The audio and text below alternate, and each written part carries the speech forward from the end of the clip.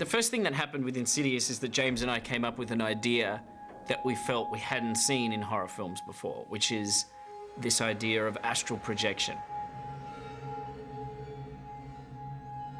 Looking at that idea, the best way to house it, we thought, was inside a traditional haunted house film.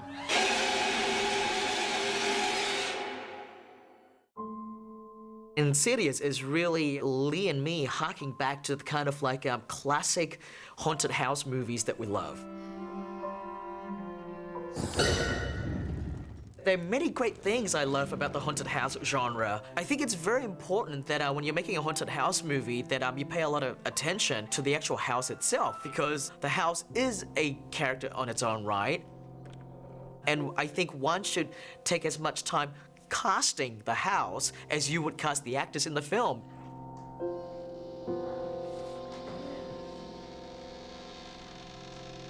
And I really wanted people right off the very start of the movie to look at the house in the film and go, well, obviously it's a scary haunted house. Look how scary looking it is, you know? Like, look how old and ancient and creaky it is.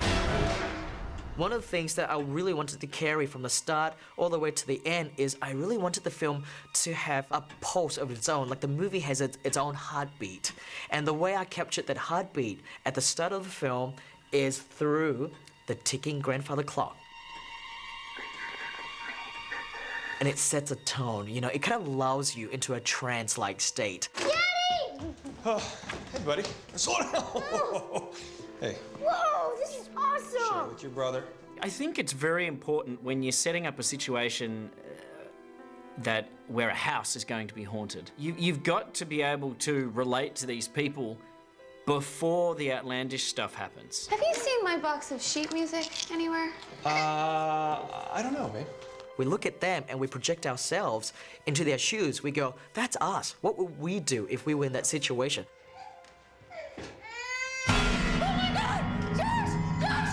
I think that jump scares have become overused in modern horror films. Kelly's room! Someone's in Kelly's room! Someone there! So one of the rules we had for this film, one of the little commandments I had when I was writing the film is no false scares. If you're gonna go to such great effort to set, you know, the audience on edge and you're building it up, you know, I want my payoff to be real. If you're going to put them through the trauma of a big scare, have it be real. Have it be the bad guy who's making their presence known. I want to leave this house. I can't spend another night here, please. Please, help me. Okay. We're gone. When we shift and we move into the second house, I really want the house to just feel like a very happy, bright, sunny suburban home. That you wouldn't think anything, you know, bad or creepy would happen in that house. But yet, you know, the second home is when things get even more crazier. I think depicting a ghost in somebody's kitchen lets the audience instantly identify with it. Because when they leave the theatre and get in their car and drive home, they're going to be in their kitchen. Night is going to fall, and that film's going to come back to them if it was effective. And so I think that's why they resonate with audiences.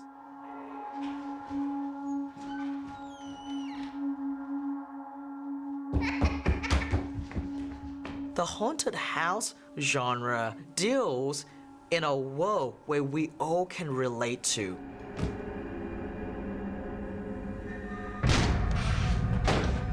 We all live in houses, we all live in a space that we feel like that is our sanctuary, our fortress. And I think it's that concept that you cannot control it is what makes it scary.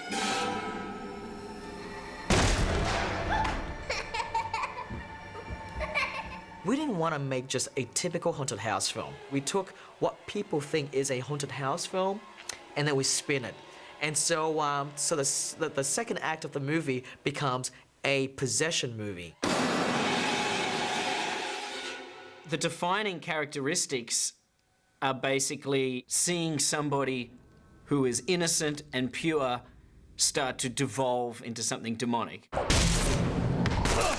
The other sort of classic convention, who else do you turn to for help?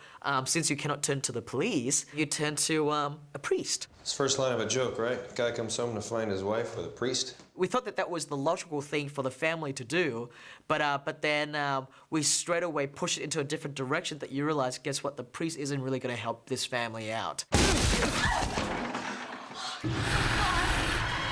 With both the haunted house genre and the possession genre, there is a gradual build. You can't start at 100. Then there's nowhere to build to. Stephen, do you have your sketchbook? Yes I do. Good, because we're going to need it. These possession movies tend to really spiral further and further out of control.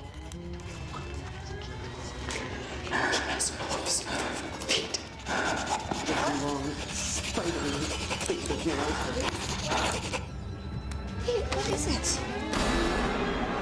There are some classic staples of the haunted house genre and the possession genre that you're almost forced to deal with when you're writing one of these films. The seance scene. Okay. Dim the lights, please. I remember getting to that scene and thinking, oh man, the seance scene. It's a bunch of people sitting around a table holding hands. What am I going to do here that could be possibly different? So I'm sitting there racking my brain, and it just occurred to me, what if the medium wore this strange kind of World War II gas mask that she spoke into, and her assistant interpreted everything she was saying? I can't see in here.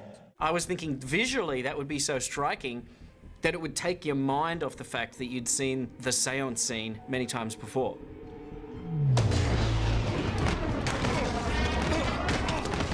Another great classic conventions in possession movies is the character that's possessed needs to deteriorate. They need to get worse as the film progresses. It's a ticking clock thing, I think, you know, because it adds more jeopardy towards the end of the movie because you want to build to a climax. Leave this body now! We loved the idea that what starts out as a very traditional haunted house film turns into a thing where it's actually the boy that's haunted. But ultimately what we wanted it to become is something we haven't seen much of, perhaps something we haven't ever seen anything of, which is the astral projection genre. It's useless. I have no idea what I'm doing. With the further, one of the things that Leigh and I really wanted to do was give our new spin to what is otherwise, you know, one could refer to as a limbo world. Is it the limbo world or is it hell? Hello? One of the things that Leigh and I really wanted to do is to show you this astral dimensional world, this crazy world that's out there, right? But hinge it in our world. It's a very heightened world, but at the same time, it's very grounded in reality as well. The further is just a name for something that is beyond our world. It's further than our world. When Patrick goes into that world to look for his son, he's actually revisiting the first house at the start of the movie. What we wanted to do is go, okay, you've seen this house in a realistic environment. Now we're gonna show you that same house, but now through the point of view of the ghost, of the entities. We wanted the ghosts to look like dolls, like relics from a different era.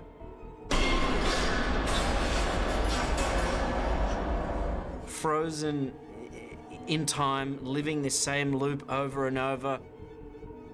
What these ghosts want to do is they want to live again. The film sort of starts in this very naturalistic way, in a home with a family experiencing the same problems we all have. And then by the end, you've entered this other world. I think that other world gives you license to be a bit more theatrical. We were inspired by filmmakers like Dario Argento, who take a very operatic approach. Red and black are my color palettes that I love. It really adds to the psychology of the film. And I really wanted the color red to represent the evil in the movie.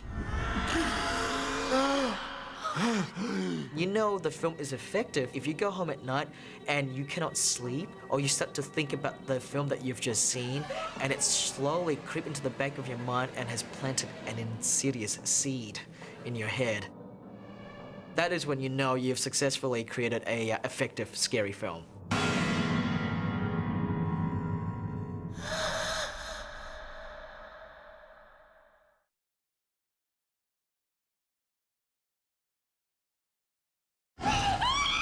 I wanted to create characters that are a bit out there, very theatrical in the way they look. I love the idea that my ghosts, in a lot of ways, are trapped in time.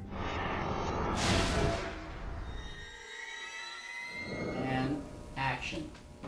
We wanted to have a multitude of different ghosts. We didn't just want to have one villain. We thought of it like a pyramid. At the top, there's the scariest one, the most malevolent. And then below him are almost like these minions that are more benign but still scary. I really wanted the film to start off very slow, where you don't see anything, right? But I really wanted to build towards the ending, you know, where you eventually start to see basically a whole range of these entities that are trying to cross into our world.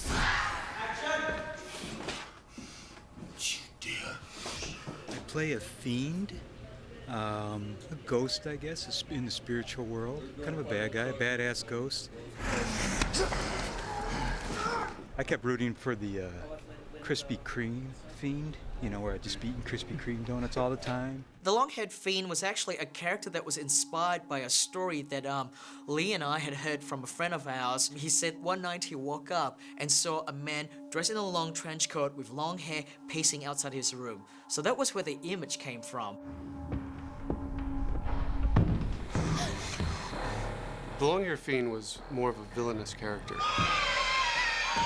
Many of the other entities weren't, they were just there, but this particular character was there to basically take advantage of the weak. What we end up with is someone who's devoid of color, who has, you know, clothing that looks sort of industrial and quasi-military, but with this like strangely long, heavy leather sort of duster trench coat. James wanted him scarier, but not as scary as some of the other entities that we had. Eleanor and I decided that sweeping his hair off of his face would be best because it just lets his actual appearance look more like you can actually see he's dead. Oh my God! Josh! His face is always changing, you know, like you see, is it a skull? Is it rotted? You're not quite sure what it is that you're looking at. Ben?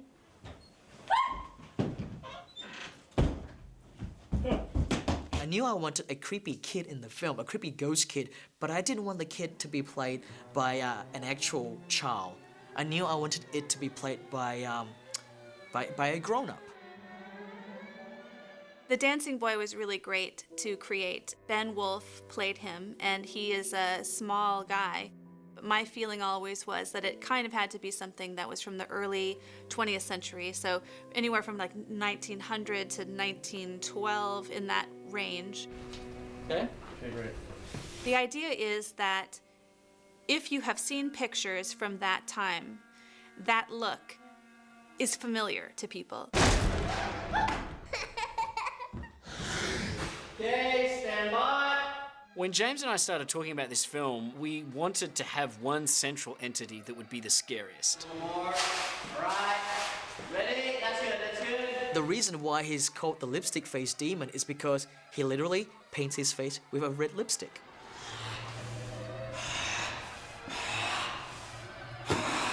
It's kind of like a clown, you know, it's his twisted way of trying to make himself look like a good, happy person to try and entice you to him.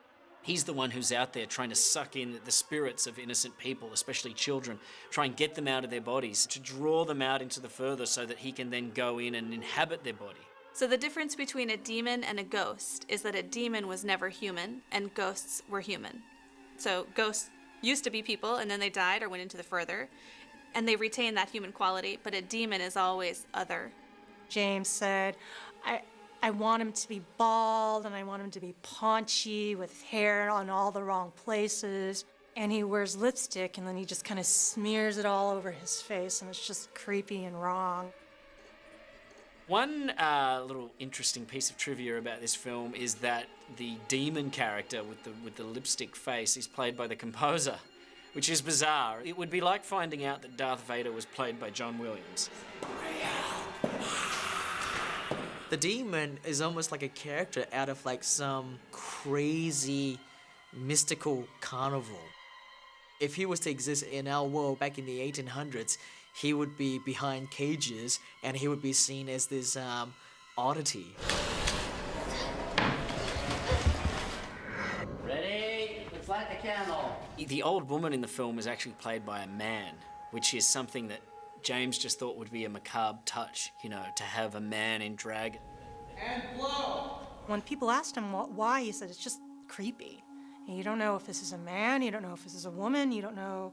It's just disturbing because there's something not right. I mean, we knew that it was going to be a Victorian dress, and we knew that it was probably going to be black, and we knew that there was probably going to be a veil. What do you want from me? What do you want from me? I came up with the idea of a washed-up child movie star who wore very thick pancake makeup, had an antiquated hairstyle, overdrew her lips, and just was kind of wrinkled and it was thick. She's dressed as if she's getting married in a weird way. It's this weird, off-putting sense of looking more attractive. Leave me alone! I love the horror genre. It's so much fun to be behind the driver's wheel of making people scared. I love working on horror movies. Nothing like horror to really get your creative juices flowing.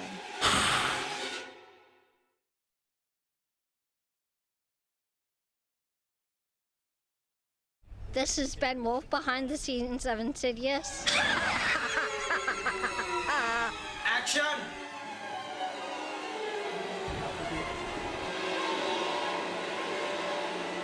Stop it.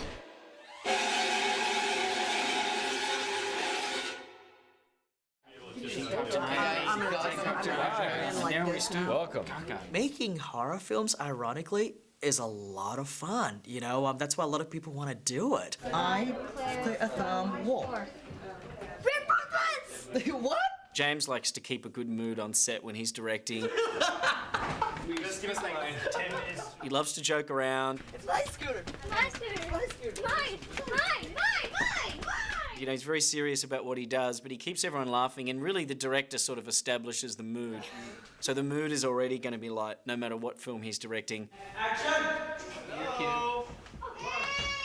What's up, buddy? Oh. Check it out. Share it with your brother.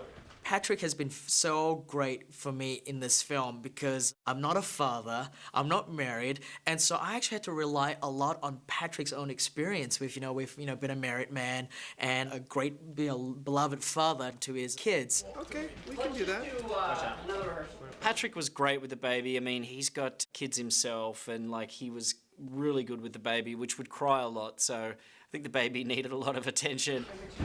There's a camera right there. We could take a picture of the camera. I actually took a lot of advices from Patrick as to how best to deal with the kids. Really well on this one. So you just fall down. Your head really hurts. Interestingly enough, Ty played Patrick's son in the film Little Children. And so part of the reason too why I cast Ty is because not only was he a great actor, but he also has a shorthand chemistry with Patrick already, having worked with him before. He's making a comment. This is a comment for me. We've come up with a story.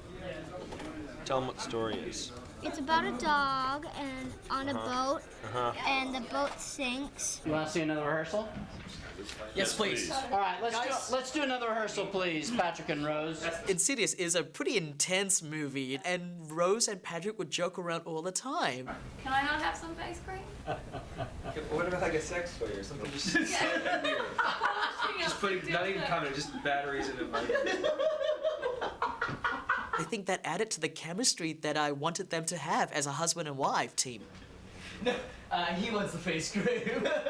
He's already got the face cream. I can't take my shit. Dad? Yeah. Did you see my eyes open? No, but it worked. It's hard though. But you did It's hard, but you did a good job. But you did it. Anything worth doing is hard. There's very few stunts in this film, but the ones that there are just brilliantly done. One of the great ones is, throwing Leigh's stunt double across the room, smashing into the wall, crashing onto the credenza, and falling off onto the floor. I'm gonna hit that air ram and get catapulted into that wall. They have this hydraulic pump. It's basically a ramp, a springboard, that when you step on it, it springs up and flings you, so you can get that extra push. We're hot. Ready? Ready. And action.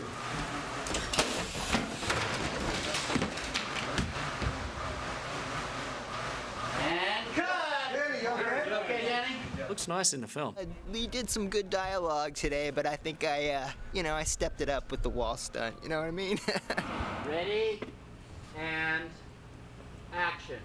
In the initial first cut of Insidious, when Patrick first enters the further, his character physically floats through the world. And that was playing with the theme that, you float out of your body and you continue floating into this other world. So we actually shot that whole sequence of Patrick floating. All right, let's see if we're, let's try and center up now, guys. Blood's starting to, legs are starting to tingle. Because I'm sure he's not comfortable here. But we just felt like that was something that maybe took the audience out of the film a little bit. And so we actually reshot that.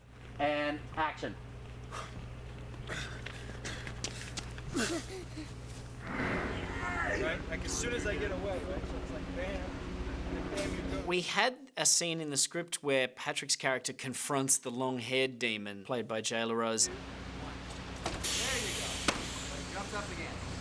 It never ceases to amaze me what these stunt people are capable of doing. 3, 2, 1. There you go. That was awesome. Shooting 2/3 of the movie in 2 very confined houses, when we finally got to shoot the last act of the film, the demon's lair, was such a breath of fresh air for me. I'm gonna pull you back as you're walking. You're walking. That was the one set piece that really allowed me to really open up my imagination.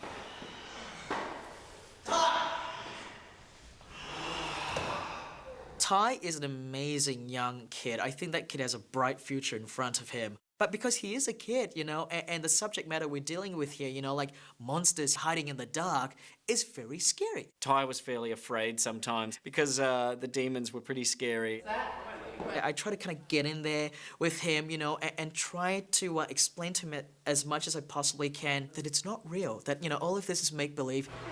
Nice. When you go like that and you kind of look in your mouth, you can kind of see your other teeth. Really? Yeah. Let me see. Yeah, see?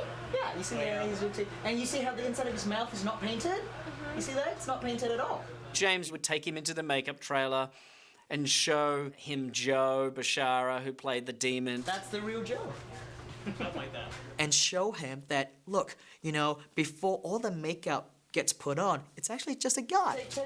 Are they glued on? No. They pull right off. See, you see. See, look, it's all painted. Every chance I get, I try to kind of bring myself down to his level. Like literally, a lot of times I would kind of get down, so he can see me eye to eye, and so that he can see that I'm not just a grown-up telling him what to do, but that I'm actually his friend. Action! Go, faster, faster. Everything's practical, and if you wanted hoofs walking on the floor, hey, guess what? You stick it on 2 sticks, and you just sort of stomp it along the floor, and you just shoot the close-up of the hoofs. It doesn't look scary at all, but you forget the magic of editing and sound effects and music and everything that can turn something that looks comical into something quite scary. Action. Keep backing up. One day, the ghosts had been sitting around too long, I think, and they suddenly decided to do a dance. Zombie hands, and let's add some jazz fingers. Jazz fingers. That's what happens when you have a whole bunch of extras just sort of sitting around and not have much to do. They start to amuse themselves. Zombie hands, spear fingers, zombie hands. And I think that's great. Again, it plays into that thing of how you amuse yourself on the set of a horror film. We are the ghouls, and we're too cool for school. It's a very light mood, believe it or not, on a scary movie film set. Bye. Yeah. That's the best you've got? You get a bunch of your friends together and you go up there and you know and you're trying to do, you know, like crazy things. It's fun. It's a fun movie. Come on, step aside. Let the screenwriter deal with this. No. We had a great time making this film. A really great time. Au revoir. See how that was better than just over bye? here. It was French. Au revoir, monsieur.